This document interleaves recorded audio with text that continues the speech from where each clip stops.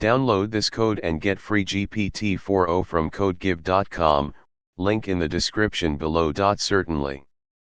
In Java, threads are a fundamental part of concurrent programming. Each thread can run independently and perform tasks in parallel. When you want to run multiple tasks simultaneously, you often create multiple threads. Java provides several ways to create threads, but one common approach is to implement the runnable interface or extend the thread class.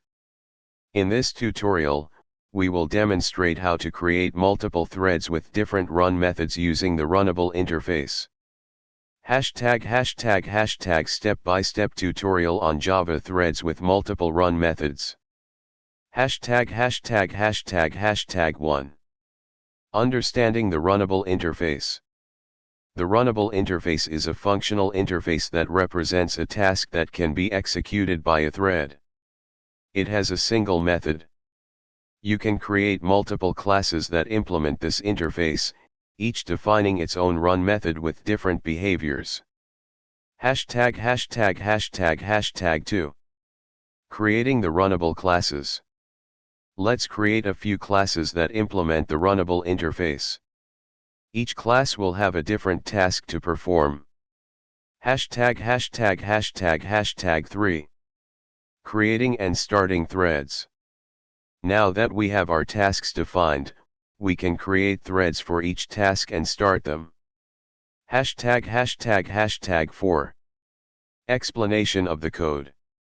Creating tasks, we created 3 classes, Task 1, Task 2, and Task 3, each implementing the runnable interface with its own run method.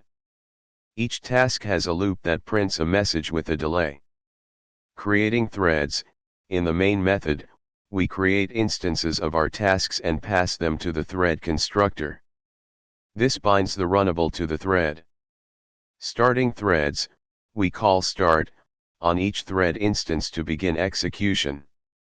The run method of the corresponding runnable will be executed in a new thread. Joining threads, we use join to wait for the threads to finish execution before printing the final message.